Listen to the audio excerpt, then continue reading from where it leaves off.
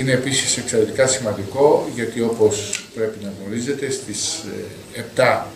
Φεβρουαρίου βγαίνει η δημοπρασία του μεγάλου έργου του Φωκιανού,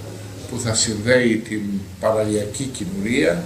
με την παραλιακή Νότια Λακωνία. Και όλη αυτή η δομή είναι μια σημαντική παρέμβαση στην προσπάθεια που κάνουμε για να αποκτήσουμε τον λεγόμενο παραλιακό δρόμο, τον ανατολικό παραλιακό δρόμο της Πελοποννήσου, που θα ξεκινάει από την Κόλινθο, θα πηγαίνει στην Ελληνιονίδα, θα έρχεται στο Ναύπλιο, στο Λεωνίδιο, στο Κυπαρίσι, στο